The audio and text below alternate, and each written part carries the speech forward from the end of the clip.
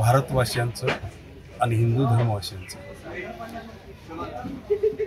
कितीतरी वर्ष आगो गेली एक स्वप्न होतं की राम मंदिर झालं पाहिजे। शासन दरबारी किती शासन आली, किती प्रशासन आली, गेली, पण हे राम मंदिर होऊ शकलं नाही। पण ज्यावेळी आपले सर्वांचे लाडके पंतप्रधान नरेंद्र मोदीजी पंतप्रधान झाले त्यावेळी त्यांनी ठाम धरलं की राम मंदिर इथं झालं पाहिजे। राम मंदिर वही बनाए, विरोधकांनी तारीख नाही बताई, ही विरोधकांनी टीका केली।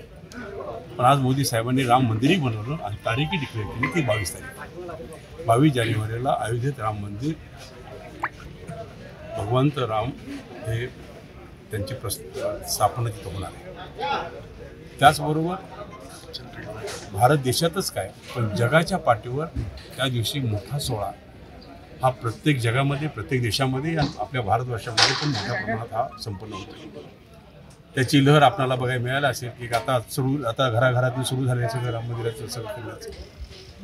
ह्या दृष्टिकोनातून आम्ही एक विचार केला की सगळ्यांनाच अयोध्येला जाता येत नाही, पण त्याच पद्धतीनं अयोध्येची राम मंदिराची आहे तशी प्रतिकृती इथं बनवावी आणि राम मंदिराच्या भगवंताची स्थापना करून त्यांच्या पूजेसाठी लोकांना इथं आपल्याला बोलवावं आणि त्यांची इच्छा इथं पूर्ण करावी। ह्या दृष्टिकोनातून आज जे माझ्या पाठी जे राम मंदिर आम्ही उभा करतोय ते राम मंदिर आपल्याला दिसून येत आहे। त्याचबरोबर 22 तारखेपासून ते 30 तारखेपर्यंत आम्ही विविध कार्यक्रम ठेवलेले आहेत। त्यामध्ये सांस्कृतिक कार्यक्रम असतील, गीत रामायणचे कार्यक्रम असतील आणि शेवटचा 30 तारखेचा आम्ही सांगता कार्यक्रम आमचे परमपूज्य जे हे आपले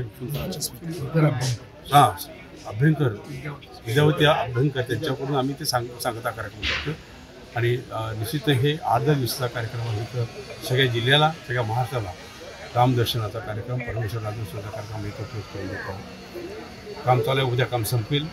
उद्या संपल्यानंतर उद्या संध्याकाळी राम, लक्ष्मण आणि माता सीता, हनुमंत यांच्या सगळ्या मूर्ती येतील।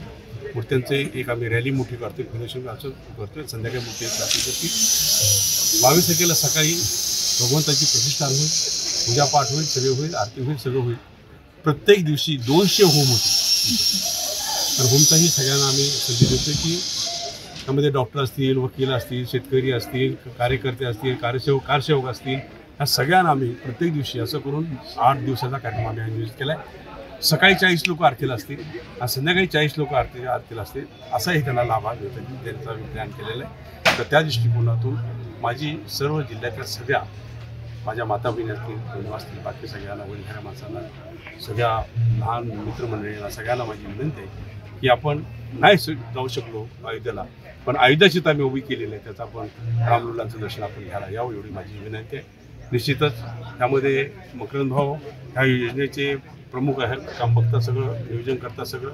त्यामध्ये सुरेश आवटे असतील, बाकी सगळे असतील, बाळासाहेब असतील, आमचे चिरंजीव सुशांत असेल, आमचे सागर वरगावे आहेत, तिथं काम बघतात सगळं, ट्रस्टचं काम ते बघतात सगळं। अशा वेगवेगळ्या टीम आमच्याकडं त्यांना हेडचं प्रमुख केलेलं आहे, त्या प्रमुखाच्या माध्यमातून हे कामं संपन्न होत आहेत। त्या दृष्टिकोनातून निश्चितच हा कार्यक्रम चांगला व्हावा, सुंदर व्हावा, देखणा व्हावा, सगळ्यांनी आनंद घ्यावा, ह्या दृष्टिकोनातून आमचा एक प्रयत्न चाललेला आहे आणि तो आनंद सगळ्यांनी घ्यावा एवढी माझी आग्रही विनंती आहे।